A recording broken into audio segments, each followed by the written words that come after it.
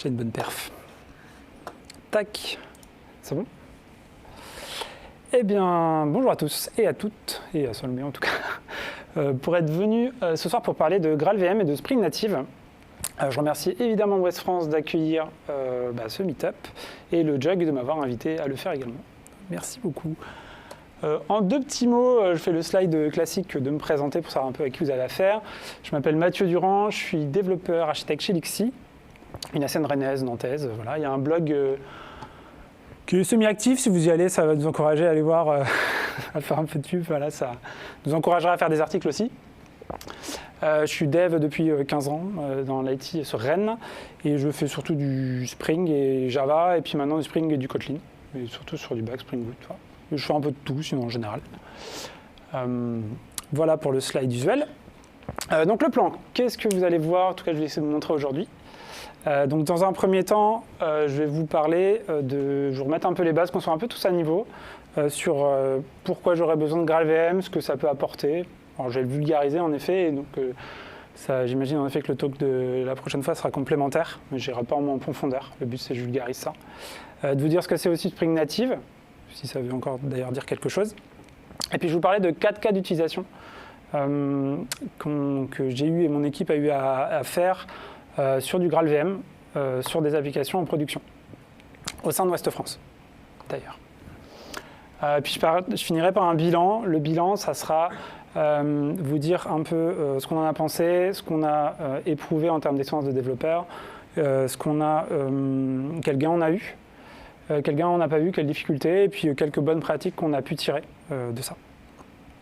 Et il y aura la place pour des questions à la fin.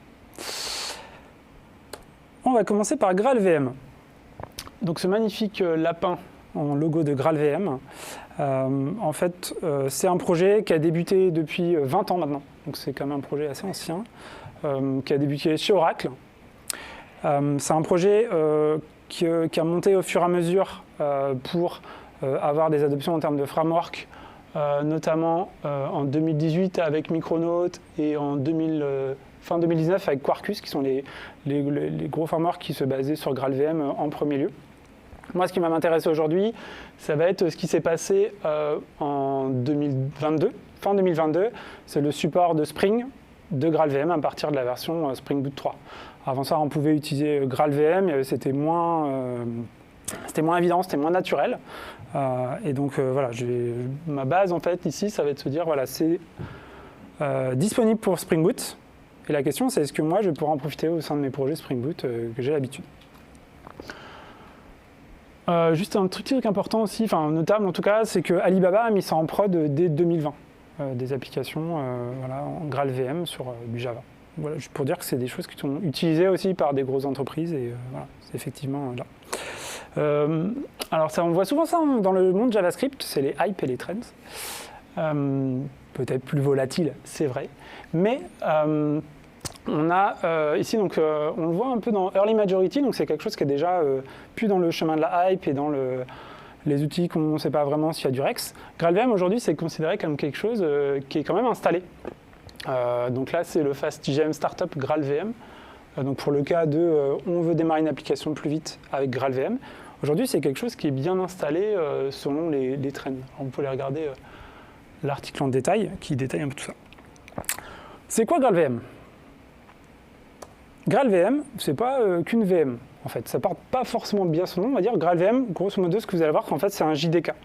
C'est un JDK comme n'importe quel JDK que vous allez avoir, comme Eclipse Temurin, OpenJDK, ou d'autres JDK, voilà, ou celui d'Oracle. GraalVM, lui, ça va être le JDK, et en plus, on va être une surcouche qui permet de faire de l'AOT.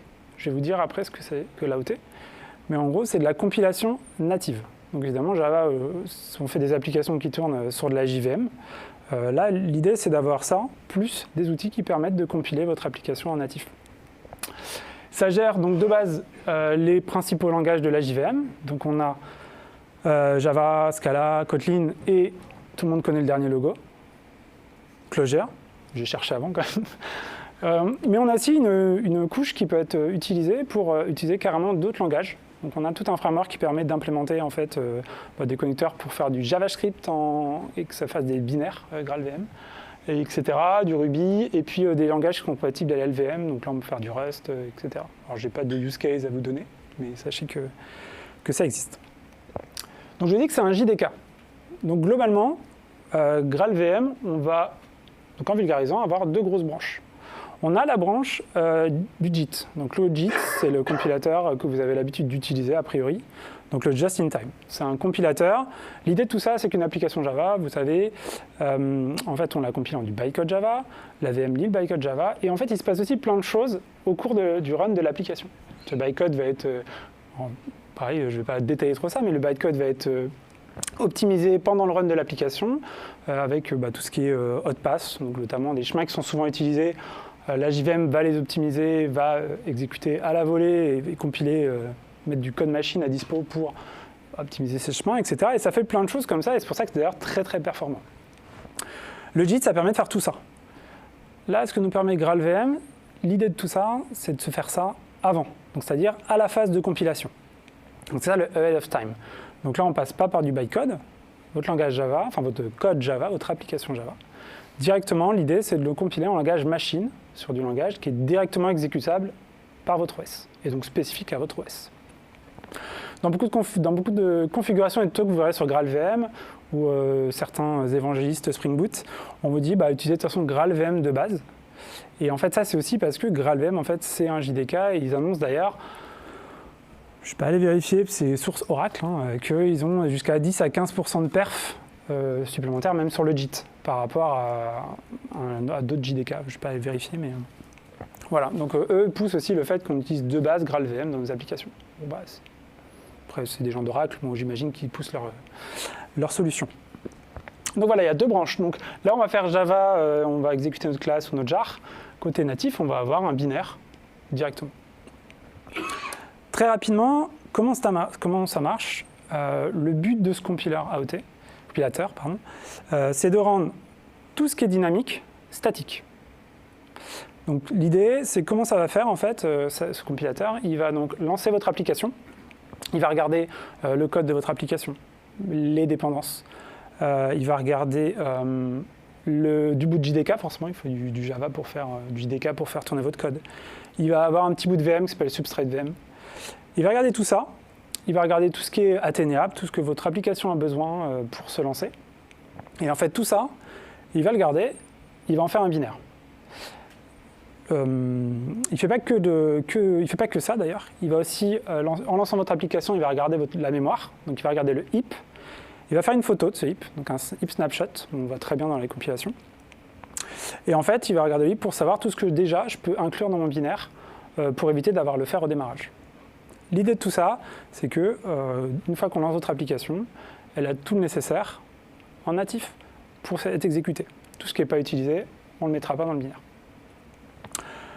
Donc évidemment, ça va être buildé pour l'archi-cible. Si vous buildez un natif sur votre machine Windows, ça sera un point .exe, donc ça ne marchera que sur votre Windows, Linux, etc. aussi. Enfin, ça fera la même chose. OK.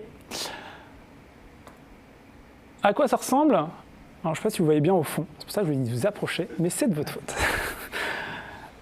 Je vais vous montrer après, mais juste pour vous dire 2-3 trucs là-dessus. Voilà un exemple de compilation d'un projet Spring Boot Kotlin Java. Okay. J'attire votre attention sur tout ce qui est à droite. Alors, je ne sais pas si vous voyez bien, mais en gris, il y a le temps d'exécution. Donc là, c'est une application, c'est un Hello World de 30 lignes qui ouvre une API, d'accord ? Ce World de 30 lignes, ça prend 4 minutes à peu près à compiler en natif, pour donner l'ordre de grandeur. Ça dépend de votre machine, votre puissance, etc., mais ça prend à peu près ce temps-là. Et donc, il va analyser tout votre code. Donc, on voit, il va chercher tous les types qui sont atteignables dans la compilation, les méthodes, etc. Et à la fin, il nous fait un bilan de qu'est-ce que j'ai trouvé. Donc, il nous met d'ailleurs, ce qui est sympa, c'est le top 10 de tout ce que j'ai mis dans mon natif. Donc, je suis très pro Kotlin. On voit quand même, il y a 5 mégas de Kotlin sur un binaire qui ne va pas être très gros. C'est quand même pas mal. Il y a un petit overhead qui est sympa. 13 mégas de Java, on garde que 1 méga 8 de Spring Core, par exemple, tu vois, c'est ce genre de truc qu'on a. Je vous ai dit, le but vraiment de ça, c'est rendre tout ce qui est dynamique statique. Quand j'entends dynamique, on a par exemple tout ce qui est réflexion. On a donc tout ce qui fait, tout ce que vous allez faire au démarrage, pendant le run de votre application, donc évidemment les proxys Spring, ce genre de choses, GNI aussi. Il y a plusieurs façons. GraalVM a plusieurs façons, on a plusieurs façons de lui dire en fait comment ça marche. Déjà, on peut évidemment avoir un code qui est nativement qui est native friendly, qui sait entièrement se compiler en natif sans problème. Donc évidemment, si vous faites une string utils avec manipulation de chaîne, il va savoir le faire sans problème, sans configuration. Ensuite, il y a le deuxième niveau, on va pouvoir, on va avoir pas mal de librairies de plus en plus qui vont intégrer dans MetaInf Native Image, qui vont intégrer de la configuration sous format JSON pour vous automatiquement, quand vous allez utiliser la librairie, elle va se mettre dans votre projet et dans ce cas-là, GraalVM va pouvoir comprendre comment compiler nativement cette librairie-là. Troisième niveau, je vous montre un peu à quoi ça ressemble. On va avoir ce genre de repository, qui est un repository officiel. Vous voyez bien, pas sûr, je vais peut-être augmenter un petit peu comme ça. C'est un repository officiel de GraalVM. Vous verrez que ça, ce repo-là, il est utilisé dans la compilation de GraalVM. Il va télécharger ça. Et s'il trouve une dépendance qu'elle a là-dedans, par exemple eText, il y a beaucoup de choses, mais ce n'est pas forcément le meilleur truc. Mais on va avoir en fait des fichiers de configuration de JSON qu'on n'a pas envie d'écrire en général. Hein, mais ça va, il est tout petit, donc je peux vous le montrer celui-là. Qui va permettre de dire, voilà, pour que eText fonctionne et que je puisse compiler une application qui utilise cette librairie eText, donc qui permet de générer des PDF, en fait, cette configuration permet de le faire. Donc voilà, si on utilise eText, grâce à ce repo-là, automatiquement, ça va marcher, vous n'aurez pas de configuration supplémentaire à faire. OK? Ça, c'était les trucs fun. Les trucs qui marchent tout seuls. Les trucs moins fun, c'est les custom in programmatiques. Je vous montrerai ce que c'est, mais l'idée, c'est d'écrire cette conf sous forme programmatique. Ensuite, on a des agents que vous pouvez lancer à votre compilation via un agent Java classique qui va automatiquement détecter ce qui n'est pas compris et qui va vous générer des fichiers. Ça, c'est un peu le gros bousin qui optimise, qui n'est pas du tout efficace forcément, il va tout mettre par défaut. Et en général, ce n'est pas recommandé de faire ça. La dernière solution, c'est d'écrire ces magnifiques JSON qu'on n'a pas du tout envie d'écrire. Okay, donc ça, c'est plus vous allez vers le bas, plus vous allez détester GraalVM. Mais l'idée du truc, c'est pas arriver dans ces 3 steps à la fin. Voilà. Ah oui, et si vous voulez aller plus loin, il y a les conférences de Alina Yurenko qui sont très bien sur GraalVM. Elle passe régulièrement à Devox dans les confs, qui fait partie de la team Oracle GraalVM et qui parle de ça très bien, qui sont très bien. Pourquoi je prendrais GraalVM maintenant? GraalVM, on prend ça pour le démarrage et la scalabilité. Sur une application Spring Boot qui démarre en moyenne à plusieurs secondes, 3-4 secondes. Sur une application GraalVM, je vais vous montrer ça tout à l'heure, ça démarre à peu près à 100 millisecondes. Okay, donc en termes de scalabilité, d'autoscaling, si on veut faire du serverless aussi, c'est des choses qui vont nous intéresser énormément dans un monde où on utilise du cloud partout, des Kubernetes, des lambda, etc. Grâce à GraalVM, on peut utiliser des applications Java et les démarrer super vite. Les ressources. GraalVM, ça utilise moins de mémoire. Ça utilise moins de mémoire, ça utilise aussi moins de disques. Le binaire que vous allez avoir en sortie est moins gros que votre application. Et pas de JDK. Et si vous avez des registries Docker, les registries Docker, on les paye maintenant aussi dans AWS, ça fait des images plus petites. Donc potentiellement, on peut économiser là-dedans. On va avoir aussi des performances, surtout sur de la prédictibilité. On va pas avoir j'en parlerai tout à la fin si j'ai le temps, on va pas avoir des performances qui sont meilleures que celles de la JVM. On a de la perte quand même, la JVM c'est très fort. Par contre, on va avoir une prédictibilité. Si on regarde une courbe d'une application Graal, avec tout ce qu'il fait en amont de préparer votre native image, et en fait, on va avoir une courbe plutôt droite sur la consommation mémoire de votre application. D'accord ? La sécurité. La sécurité, c'est hyper important, comme tout le monde le sait. L'idée de tout ça, c'est qu'il y a moins de choses. Moins de choses dans votre livrable général, que ce soit une image de cœur ou autre chose. Moins de choses égale moins de surface d'attaque. Donc ça aussi, c'est quelque chose qui est à mettre en avant. Comme je vous disais, dans un monde où le cloud est important, on paye de la ressource, on paye de la RAM. Ce qui va nous intéresser majoritairement dans ça, ça va être ce côté-là. Ça va être ce côté-là, c'est si on peut, pour moins de ressources, moins d'espace disque, etc., avoir la même qualité de service et payer moins cher, ça va nous intéresser en fait. OK. Spring Native, en 2 mots. Spring Native, c'est quoi? Spring Native, c'est un repository archivé depuis février 2023. En fait, Spring Native, ça n'existe plus. Donc ça, vous pouvez partir si c'est ça qui vous intéresse. Mais restez quand même. Spring Native, à la base, c'est un projet qui nous permet, qui est poussé par Spring, dont le but était de donner tous les outils pour qu'une application Spring Boot soit compilable nativement. Okay. Ce projet-là, en fait, il est intégré maintenant à Spring Boot depuis Spring 3. D'accord. Donc maintenant, ça s'appelle Spring AOT. Vous cherchez de la doc, etc. C'est donc complètement intégré à Spring Boot depuis la version 3. Si vous êtes avant, là par contre, ça va pas être intégré. Sous quoi ça se matérialise dans vos projets? En fait, ça va être un plugin et des configurations dans votre pomme parent Spring Boot, comme d'habitude, qui vont vous permettre de comprendre en fait vos applications et de générer tous les fichiers qu'on ne veut pas générer en JSON, etc. Okay, c'est ça en fait Spring AOT. Donc voilà, ça permet de la gestion magique, automatique que Spring adore nous donner de notre application. Ça va gérer voilà, tout ce qui est proxy dynamique, annotation, etc., etc. Et c'est là que je vais vous montrer. Donc je m'étais juré de jamais faire de démo. Donc je vais vous faire une démo. Soyez indulgents, ça ne va jamais marcher. Est-ce que vous voyez bien si, au bout d'un moment, je vous donne quelque chose par contre? Est-ce que vous voyez bien? Ça va? Ok. Devant, ça va, merci. Derrière? C'est bon? Ok, n'hésitez pas à me dire. C'est une application Spring Boot Kotlin. Pour ceux qui font du Java, vous n'avez pas à être dépaysé, c'est du Spring Boot, ne vous inquiétez pas, ça va bien se passer. Une application Hello World. Ok. C'est une application qui est sur donc get mapping, voilà, la façon classique de faire des API REST, enfin des API en Java d'ailleurs, avec Spring. Et qui retourne un body avec un message et hello avec un name. Okay. On a aussi une application qui fait un appel distant. J'ai un peu triché, j'appelle l'autre contrôleur, mais bon, ça m'arrangeait. Avec un REST template. Donc j'ai fait un code le plus simple possible.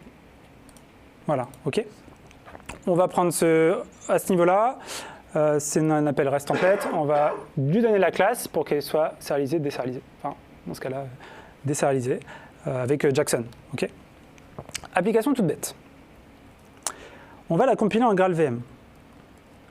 La feinte, c'est que je vais évidemment pas le faire parce que je vais pas perdre 5 minutes à vous le faire, mais je vous montrerai juste au moins le début. Le début, c'est quoi? C'est, comme je vous ai dit au début, donc vous voyez la commande que j'ai fait, c'est native compile, c'est un nouveau plugin. On va aller télécharger, alors moi il est déjà là, mais on va aller télécharger ce fameux repo GitHub de Reachability Metadata.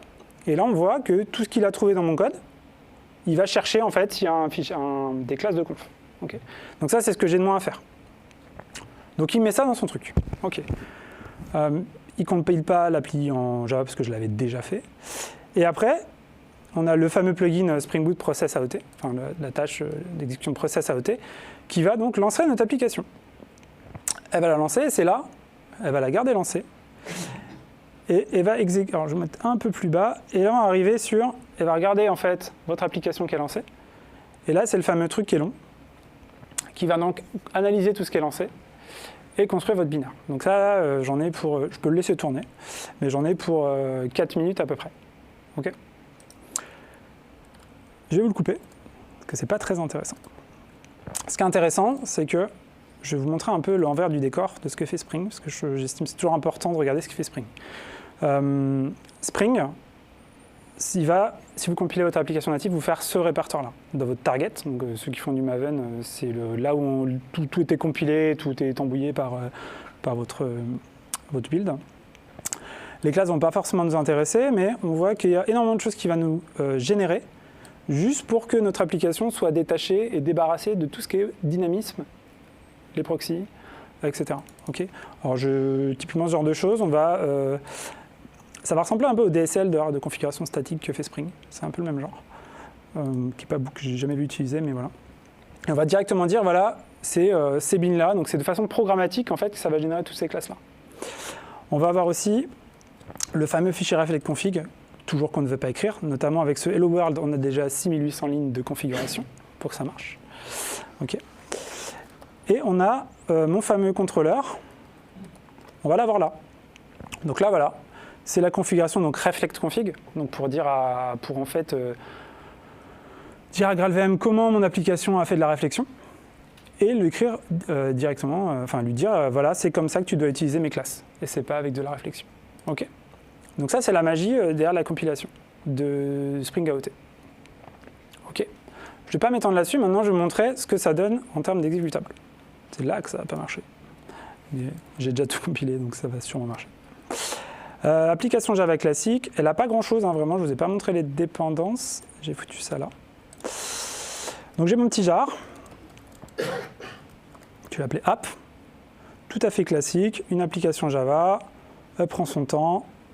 Et elle démarre assez rapidement, parce qu'il n'y a rien. En 3 secondes 6. Okay. Mon application native. Donc là, vous avez juste à me croire que j'ai fait pareil et que je vous ai juste compilé l'appli. Mais on va essayer de ne pas perdre de temps. Donc c'est un exe, c'est sur Windows. Voilà, elle a démarré là. Ok. Normalement, vous faites « Waouh, ça va vite !» Pas du tout. Mais voilà, ça démarre quand même très très vite. D'accord, hein, moins de 100 millisecondes pour la même application.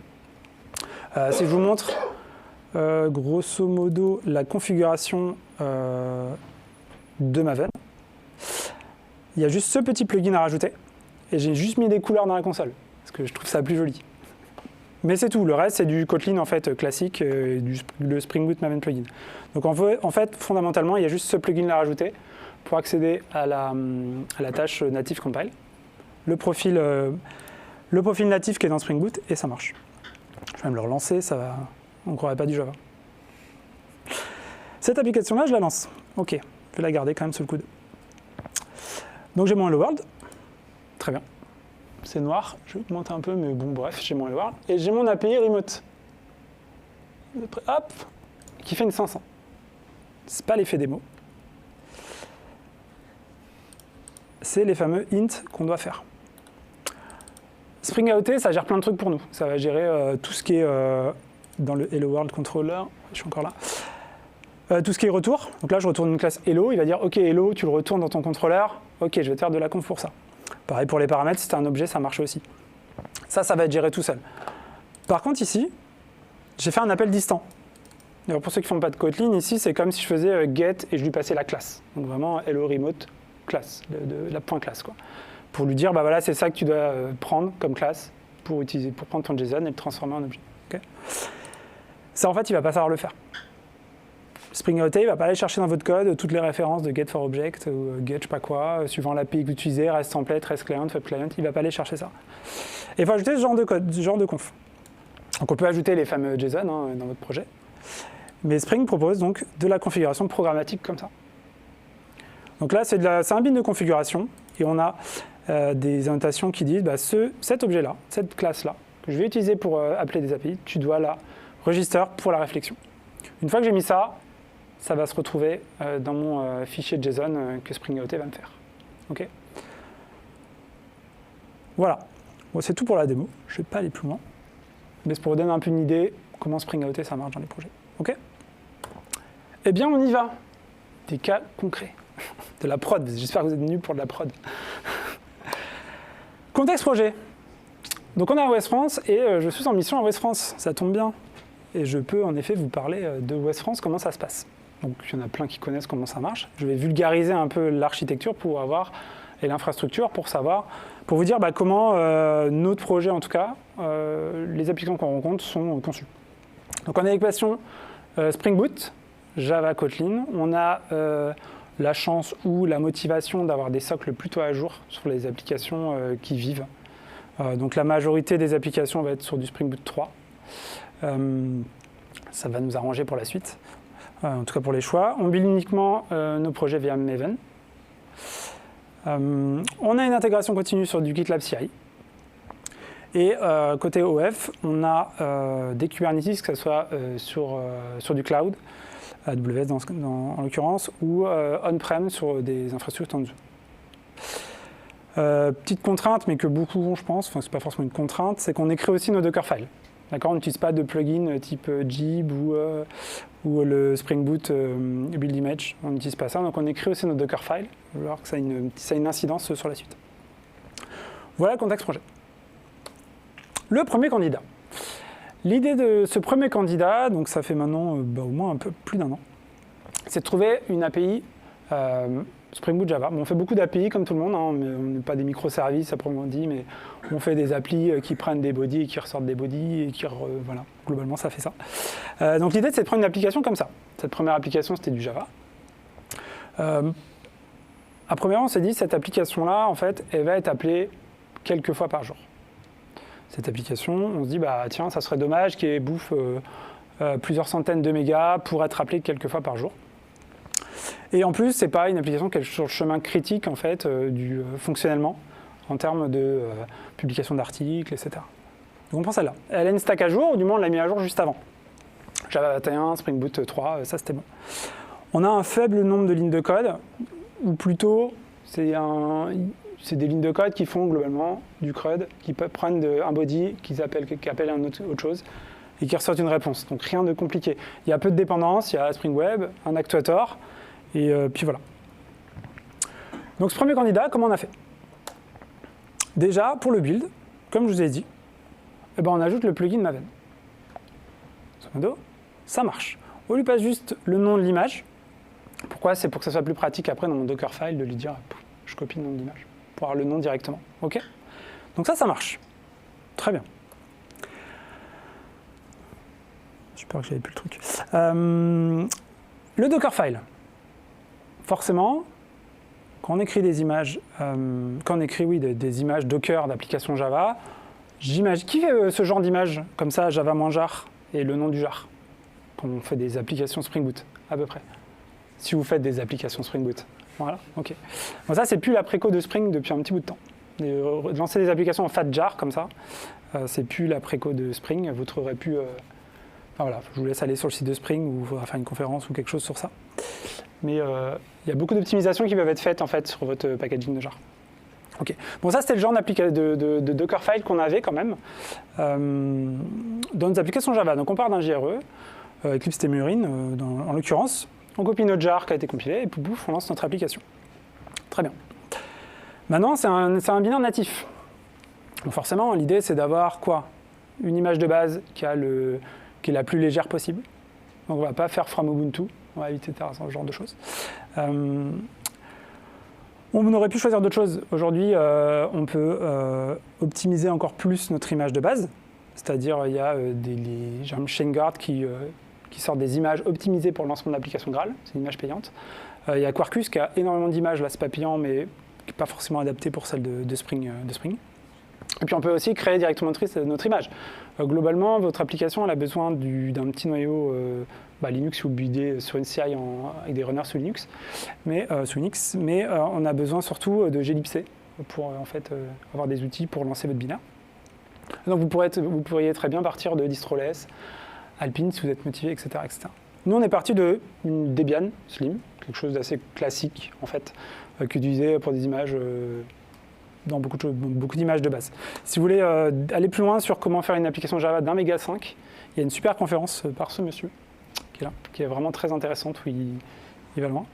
Mais voilà. Mais nous, donc c'était pas critique d'avoir une taille d'image le plus faible possible, donc on est parti sur ça. Ok, donc là, très bien. La CI. Je vous ai dit, en fait, c'est long à compiler. Donc le but du jeu, alors déjà, le postulat, c'est on ne va pas lancer notre application native en local. Parce que sinon, on va s'arracher les cheveux. C'est pas le but. Donc l'idée, c'est que ça soit lancé dans la CI. Si c'est lancé dans la CI, ce qu'on s'est dit, c'est que on veut quand même les tests qu'on a déjà. Vous pouvez Maven Verify pour lancer toute la batterie de tests. Et puis en parallèle, on va compiler l'application. On a déjà lancé les tests, donc là, on va les skipper sur ce côté-là. OK. Comme ça, imaginons, mes tests prennent 3-4 minutes. Ma compilation prend 3-4 minutes. Globalement, je m'y retrouve. Je ne suis pas pénalisé en termes de CI. OK. Voilà, on peut se dire, est-ce que c'est suffisant? Est-ce qu'avec ça, je m'assure que mon natif, en fait, une fois déployé, ça va marcher pareil? Pas du tout. OK. Mais c'est une première étape. Donc on est parti là-dessus. La configuration.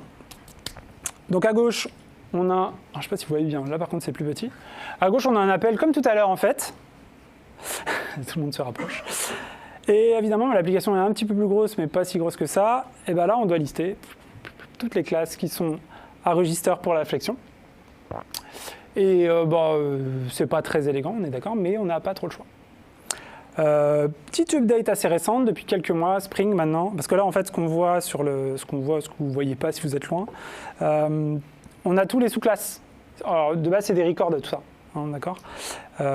Pour chaque classe, les sous-classes devaient être register aussi, sinon ça ne marchait pas. Donc on avait des payloads avec des trous. Donc c'était super, et évidemment on le voit au runtime, hein. C'est ça la blague, puisqu'il n'y a pas de test. Je montrais qu'il n'y avait pas de test. C'est super. Et donc on devait ajouter chaque sous-classe. Ça c'est corrigé récemment, récemment de quelques mois sur Spring. Maintenant, vous pouvez mettre la classe parent et puis les enfants qui sont register de classe en property, un typage d'une liste, une map, c'est bon. Ça nous aide. Mais vous devez faire cette configuration comme ça. Il n'y a pas de magie, il faut lui dire. Ça, c'est bon. Pour chaque appel que vous allez avoir, reste template, etc. Ok, premier bilan. Un peu de conf, première karmatique, un plugin, je le compile, je gagne à peu près, donc cette application elle prenait 7 secondes 5 à démarrer, elle en prend à peu près 100 millisecondes, donc là on est content. En mémoire, le startup on divise par 3, alors je vous dis tout de suite tous les gifs que j'ai mis, c'est moi sur mon poste, d'accord. Enfin le mémoire c'est sur Kubernetes, mais c'est pas des outils de métrique énormes, et voilà, donc c'est l'ordre de grandeur. Le startup, on divise par 3. Et ce qui est intéressant, c'est que ces applications-là, quand elles vivent, si elles ne sont pas utilisées, en fait, ça n'augmente pas. Il va pas y avoir votre application au bout de, quand je dis long run, pareil, c'est au pif, mais elle ne va pas en fait augmenter sur la durée et tranquillement se remplir de choses dans sa mémoire. Elle va rester à peu près stable. On a même des applications qui baissent, d'ailleurs. Intéressant. Au niveau de l'image, j'ai juste mis OpenJDK 21 en référence de l'image de base. Personne ne fait ça, évidemment. Mais sur une image Eclipse Temurin, on divise plus de 2. J'espère que personne ne fait ça. On divise de plus de 2 en fait, la taille de votre image. Donc imaginez sur votre CI qui bombarde tous les jours des builds, etc. Ça fait quand même une bonne économie de disque et potentiellement d'argent sur des registries Amazon, etc. Voilà. Et puis, j'ai vu les grimaces, certains. La configuration, oui, vous devez faire de la configuration dans votre code. Donc là, tout de suite, nous, ce qu'on s'est dit, c'est OK, ça marche, c'est cool, on a fait un truc. C'est une application qui ne vit pas tant que ça en plus, donc on se dit, mais dans quelques années, là, quelqu'un qui reprend le code, comment on va s'assurer qu'il va créer son nouveau connecteur, comment on va s'assurer qu'il ne va pas avoir au runtime qu'il a pété quelque chose, quoi. Je ne vais pas vous dire la solution tout de suite, mais on va en parler après. Le deuxième candidat. Le deuxième candidat, c'était le candidat parfait. C'est celui qu'on veut toujours avoir. On a eu un cas où on devait faire un reverse proxy Spring Cloud. Donc en gros, l'idée de ce truc-là, c'est pas utiliser Nginx, ce qu'on sait faire du Java. On va se dire, on va faire un reverse proxy en Spring Cloud. Il y a 30 lignes de code, tout compris, hein, avec les packages, tout. Donc c'est hyper pratique, c'est super. Donc c'est du Kotlin cette fois-ci, pour les 30 lignes de code en tout cas. Et ce qui est super avec Spring AOT, en fait, ça marche tout seul. Donc en fait, avec la alors à chaque fois, je ne vais pas vous redire que la configuration que je vous ai montrée avant, Dockerfile, CI et même si CI n'a pas forcément besoin, Dockerfile et juste le petit plugin Maven. Là.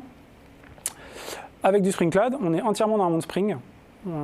Tout est géré. Spring AOT gère tout le taf pour nous. Donc là, juste avec, on passe en mode natif, on met l'image natif. Là, on a 3 pods pour le prix d'un, grosso modo, avec des pods qui démarrent en 100 ms.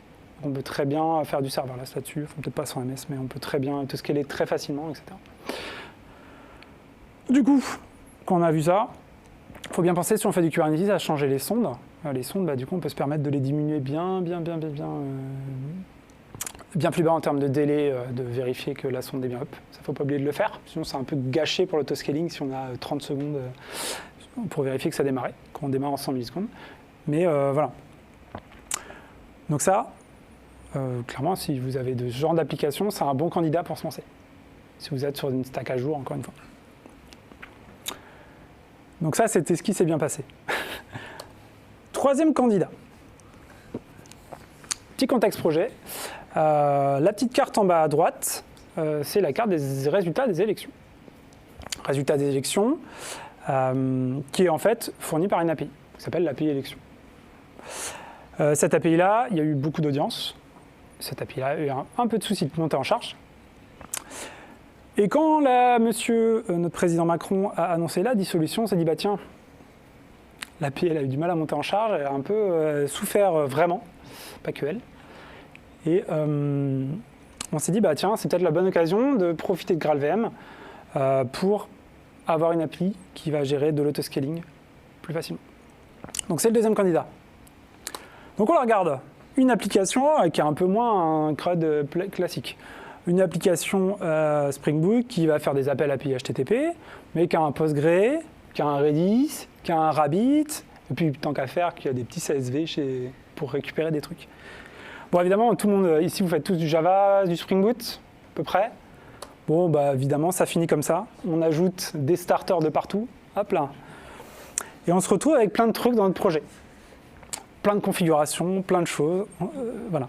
Et donc là, quand on veut faire du GraalVM, on dit, oula, est-ce que ça va marcher? Bon. Et ben c'est pas si mal. 80%, ça marche en fait. Tout ce qui est connexion au Postgre, ça c'est nickel, c'est géré par Spring. Tout ce qui est appel API Extra, on sait déjà faire. On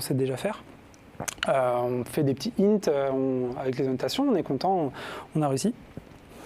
Et puis, faut juste chercher dans la doc GraalVM pour si vous avez des fichiers CSV. Il ne faut pas oublier de les ajouter. De base, en fait, ça ne va pas les injecter dans votre binaire. Parce que le but, c'est de mettre ça dans votre binaire. Donc, on a la petite option Include Resources. On va lui donner, en fait, tous les fichiers que je veux. Ça va finir dans le binaire et quand ça va s'exécuter, ça va marcher. Donc, je continue. On continue. Alors, Redis. OK. Je regarde la doc. Alors, donc c'est la doc GraalVM qui nous dit, alors en fait, GraalVM, si vous voulez gérer la sérialisation, eh bien, va falloir mettre de la conf en fait en plus. D'accord? La conf programmatique, si possible. Voilà. Donc, OK. Donc maintenant, on a fait du register type for reflection, on va mettre des aussi pour tout ce qui est sérialisable, donc ce qui implémente serializable notamment. Donc on est obligé de le faire.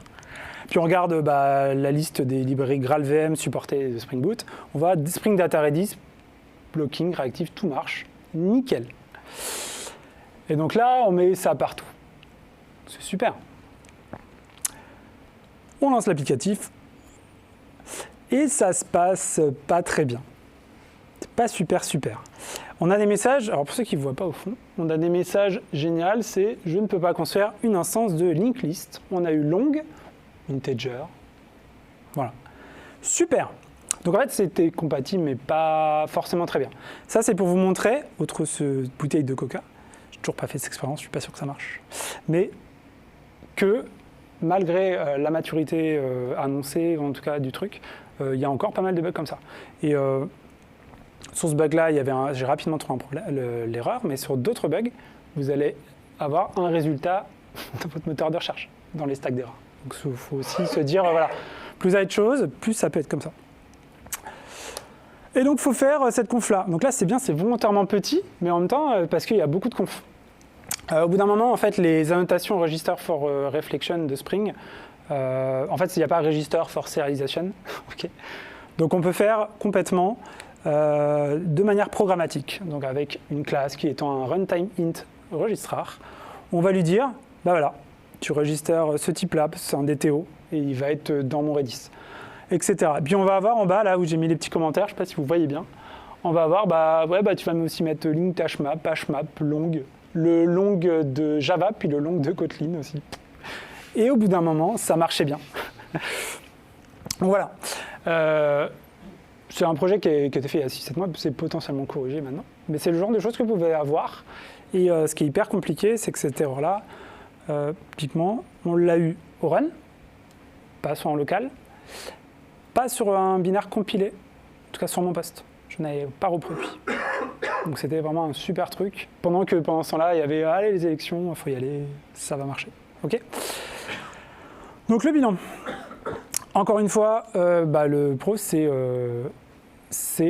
super en fait. On peut mettre, donc il y avait pas mal de pods sur ce projet-là. On peut se dire, autoscaling, on peut y aller, ça prend moins de place, ça démarre très vite, on sait vraiment réagir. Il n'y a pas eu l'audience et la charge annoncée. Il y a eu d'autres choses qui ont été faites en amont, notamment au niveau des caches. Mais en tout cas, si on parle de ce que je voulais faire, ce que ça me donne, ok, ça répond au problème. c'est vraiment ça. Le problème, c'est que là, en fait, depuis tout à l'heure, en fait, je vous montre quand même des applications pas très grosses. Hein. C'est pas des gros monolithes avec plein de trucs. Imaginez que votre configuration spécifique elle va grossir avec le temps, en fait. Ça peut vraiment devenir un peu problématique. Enfin, en tout cas, moi, je trouve que c'est potentiellement problématique. Et puis, la compatibilité des librairies qui peut être fluctuante. Faut quand même s'imaginer que là, il y a plein de starters, mais imaginez que vous utilisez, je sais pas, des librairies un peu plus obscures, des choses qui ne se mettent pas à jour avec votre pomme par an, etc. Voilà. Et puis les tests, là, on s'est dit quand même, va falloir s'y pencher, parce que c'est pas très raisonnable de se dire que je peux vérifier qu'une fois que mon truc est déployé sur la plateforme de Cal ou de Stagey. C'est un petit peu embêtant en tout cas. Dernier projet. Le dernier projet, c'est pas des API, c'est un job. Donc encore une fois, on s'est dit, tiens, on va pas faire des jobs en Node ou en je sais pas, en d'autres choses qui seraient hyper rapides et hyper efficaces, en du Rust. On s'est dit, non, on va faire du Java, Spring Boot comme d'habitude, sauf qu'on a GraalVM, donc pratique. Mon job, il a toute la vie, mais en fait, il démarre en 100 millisecondes, donc parfait. On s'est dit, le use case GraalVM pour ça, c'est parfait. Cette fois-ci, on ne va pas embarquer la totalité de Spring, hein. On va prendre juste ce qui nous intéresse, on va pas mettre Spring Web, on va mettre juste Ktor Client, qui est un client HTTP en Kotlin, puisqu'on fait du Kotlin là-dessus. Et on va avoir des jobs, donc des binaires qui sont exécutables, qui vont en fait générer des articles météo via de l'IA. En deux mots, comment ça se passe ça? On a quand même des contraintes assez compliquées là-dessus. On va avoir, pour une série d'INSEE, des articles à générer. Grosso modo, c'est pas très compliqué, puisque c'est pas nous qui avons le moteur, le LLM. On va appeler des API, on va la prompter, puis on va générer un article avec tout ça, je synthétise. Le truc, c'est que les données météo, c'est disponible qu'à un certain moment dans la journée. On ne va pas faire ça trop tôt, parce qu'elles ne sont pas encore arrivées. Donc en fait, on va avoir une plage horaire de 1h45 pour environ 300 codes INSEE, avec 20 appels à du LLM en passant. Okay, c'est pas le LLM, ça ne répond pas si rapidement ça. Tout ça, on va mettre sur du cron job par K-vitesse. Et on va avoir donc environ 300, j'ai pas mis les mêmes chiffres là, mais environ 300 cron jobs qui vont générer tout ça. Un exemple avec des maths. Ok, imaginons, alors ça pareil, je l'ai fait sur mon poste en vérifiant. En regardant, en analysant un peu sur plusieurs runs, comment ça se faisait. Si je faisais ces 295 jobs sur cette plage horaire, ça fait 65 gigas de mémoire utilisée. Alors évidemment, ils ne sont pas tous lancés en même temps. Je ne vais pas écraser mon nœud Kubernetes d'un coup, on les étage, etc. Imaginez que ça fait, en fait, on se dit, c'est vrai que si je fais ça avec du Spring Boot, en fait, c'est 200 mégas à chaque fois, clairement. Et ça démarre en 4 secondes, enfin en 5,6 secondes sur le process. Avec GraalVM, on tombe à 13. Donc imaginons qu'étager, en fait, sur mon heure 45, ce qu'on fait forcément, tout de suite, c'est quand même une solution qui paraît quand même beaucoup plus pérenne que si on partait sur... voilà. Bon, juste par information, il y a beaucoup d'entreprises qui font des job talent, qui sont du Java, qui prennent aussi pas mal de mémoire, qu'on pourrait potentiellement se dire, GraalVM serait peut-être une bonne solution dans ce cas-là. Donc voilà, donc on divise par beaucoup en fait l'empreinte mémoire de notre job quotidien, de nos jobs quotidiens. Et puis 30 secondes sur finalement, on se dit 5,5 secondes en fait par job, mis bout à bout. En fait, ça permet aussi d'étager en fait l'empreinte mémoire parce que ça dure moins longtemps, donc en fait on a plus de dispo. Et sur 2h30 ou autant de jobs là, on gagne quand même 30 secondes par job. Donc ça, pour moi, c'était un super use case en fait d'utiliser GraalVM en disant je profite d'utiliser les outils que je connais, les librairies que je connais, je peux utiliser mes librairies classiques de mes autres applications en ayant des performances acceptables en fait pour du job de masse, quoi. Sans aller dans des Rust, etc., ce genre de choses, clairement. Bon, sur ce truc-là, on s'est dit, les tests quand même, on va quand même vérifier que ça marche, parce que si j'en parlais pas, vous allez me lancer des tomates.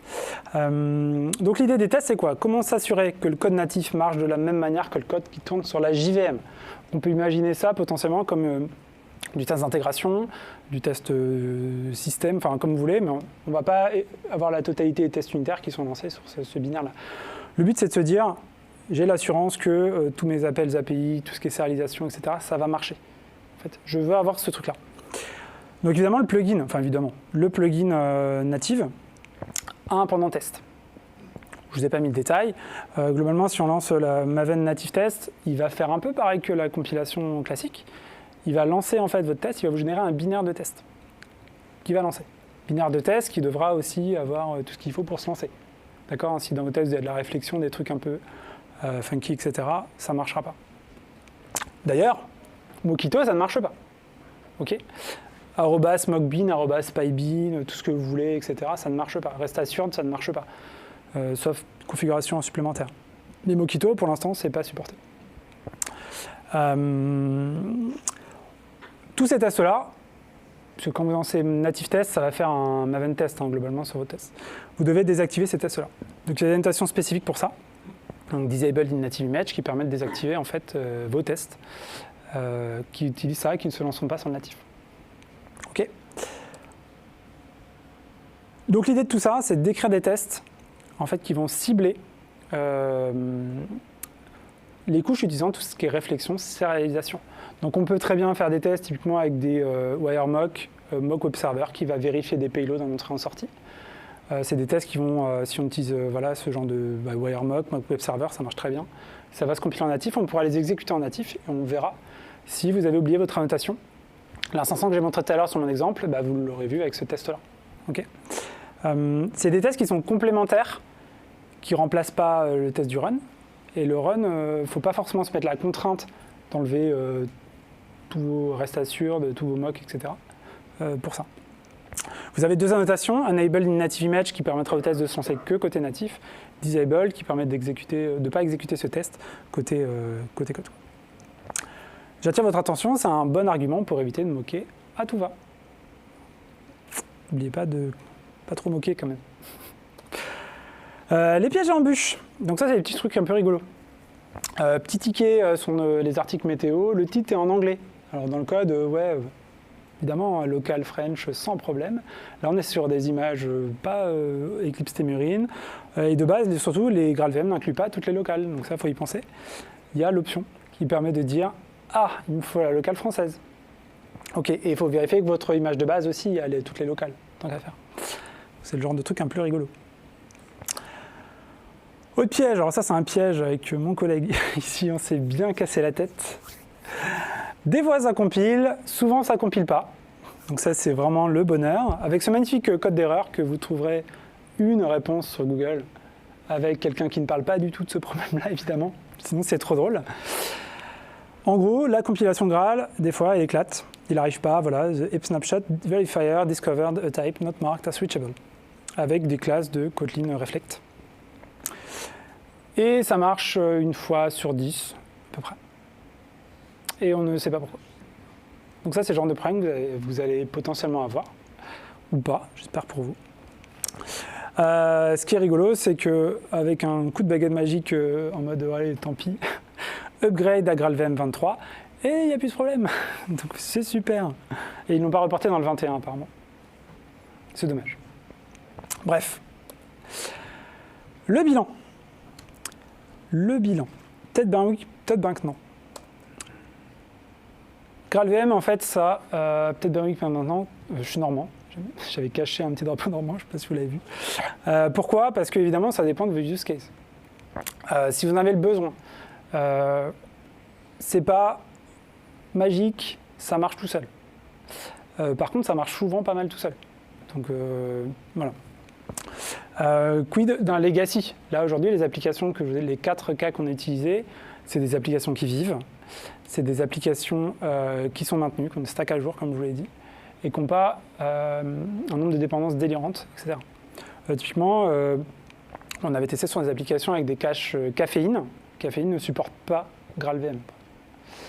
Et le mainteneur de caféine explique bien que ce n'est pas possible quasiment de le supporter, à part d'avoir une énorme quantité de conf et d'overhead dans votre natif, dans votre binaire.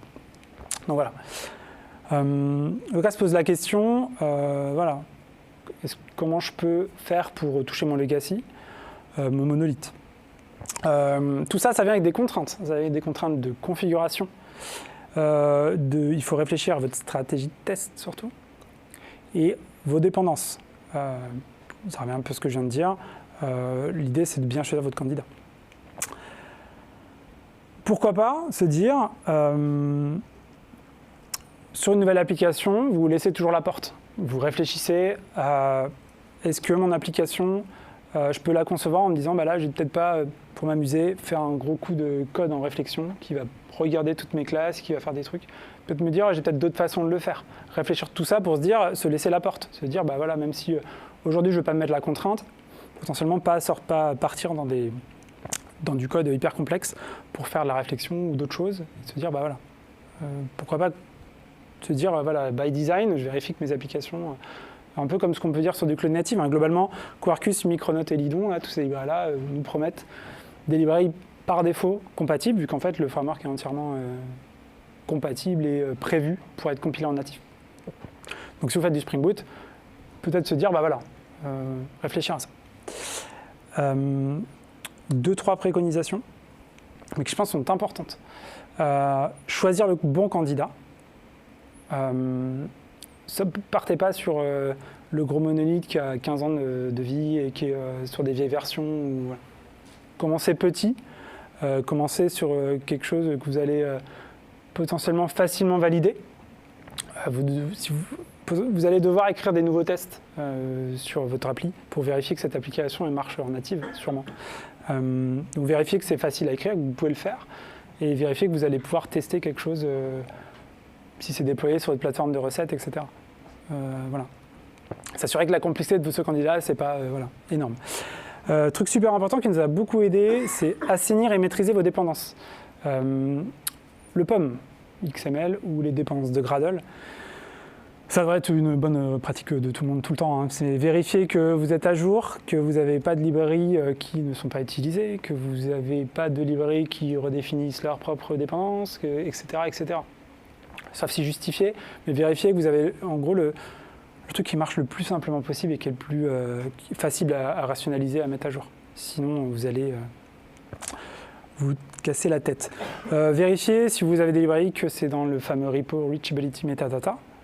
Typiquement, si vous avez un choix de librairie, par rapport à ce que je disais avec GraalVM Friendly, vous pouvez dire je vais quand même vérifier si celle-là, elle peut compiler en natif et il y a déjà quelque chose de prévu pour. Ça peut être une bonne idée.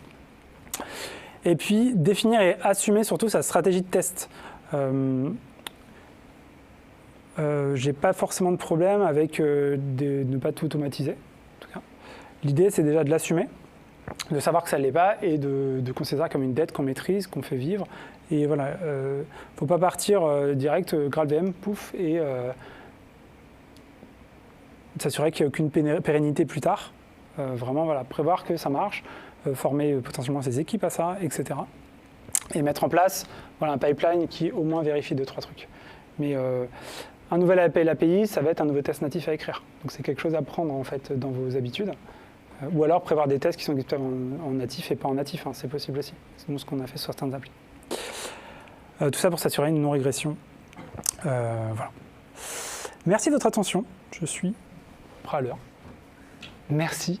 Et si vous avez des questions, je suis tout à fait là. J'ai aussi un QR code avec un open feedback. Et je suis preneur, c'est la première fois que je la donne. Donc n'hésitez pas à me faire vos retours. Voilà, un bug de prendre en main, un feedback. Merci. Vous avez des questions ? Ouais. Yes. Je prends un petit coup.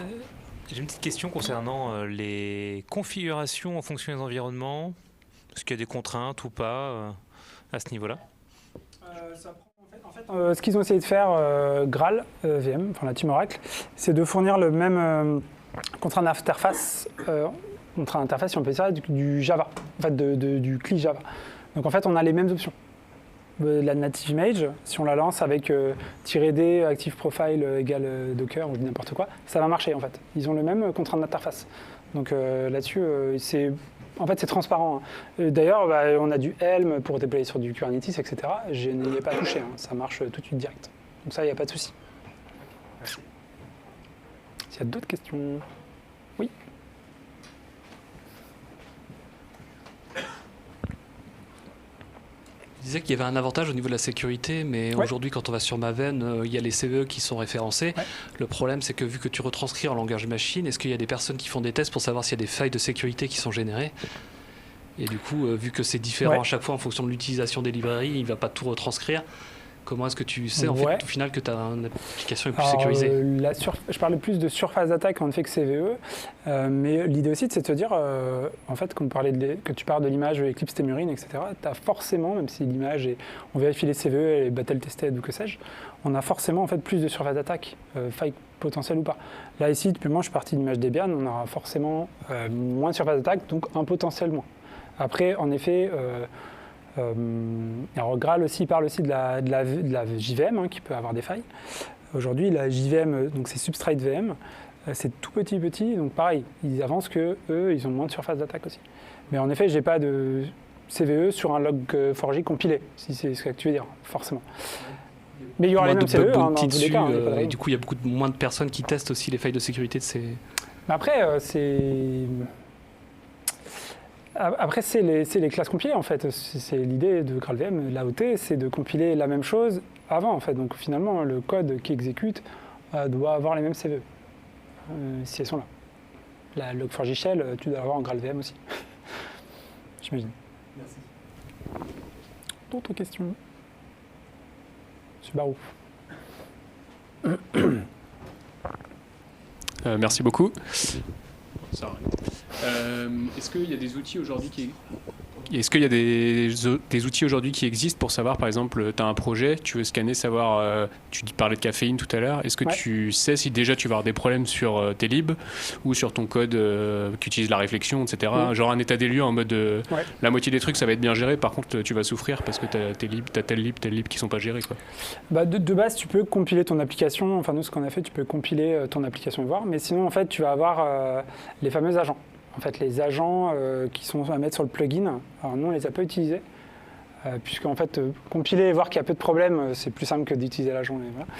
Mais ces agents-là permettent justement de vérifier ça, enfin de vérifier, de générer et tout ce qui doit être configuré.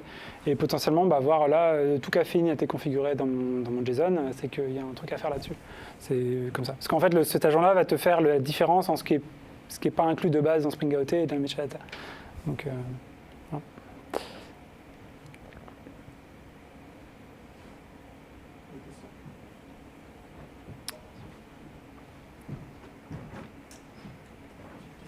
Sur la partie test, si Spring il a potentiellement X contexte à générer dans la partie test, comment il gère du coup cette partie-là, quoi?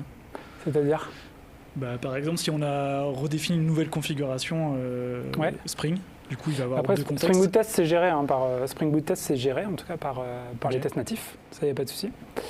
Ce qui ne va pas être géré, c'est les profils par contre. Parce que les profils, c'est pas géré. Les profils, clairement, nous, on n'a pas le cas en fait où on a eu besoin de ça. Mais c'est pour ça que je disais qu'en fait, pour moi, le plus simple, c'est d'écrire des tests natifs en fait. Écrire des tests natifs qui sont exécutés que sur l'image native. C'est plus simple en termes de maintenance que je pense d'avoir la contrainte aussi sur sa base de test, de se dire si je mets un truc là-dessus, ça marchera plus en natif, etc. quoi. Voilà. Mais sinon, Spring Boot Test, c'est géré, les contextes se rechargent s'ils changent comme Spring Boot Test classique. Ça veut dire qu'il va créer deux exécutables, parce que si le contexte il est différent de deux manières, ça veut dire qu'il va générer deux exécutables différents. J'ai pas creusé comment c'était généré ces exécutables. Okay. Je pourrais creuser. Mais non, il va générer qu'un exécutable dans tous les cas. Ça c'est sûr. Okay. Mais c'est un exécutable, c'est plus un exécutable JUnit en fait, comme si on lançait JUnit qu'un exécutable de Spring de ton test. C'est un exécutable global native test. Mais j'ai pas regardé comment c'était fait en détail. In fine, à la fin, en tout cas, si je parle pas de la partie native et que je crée deux tests et qui ont deux configurations différentes, il va me créer deux contextes. Ouais. Donc, du coup, à partir de là, je me dis qu'il va forcément forcément générer deux images. Fait. Enfin, mais, comme ça. Mais il doit faire pareil qu'en classique, je pense. Ok. Non, pas de souci. C'est bon? Personne? Je vous remercie d'être venu me voir.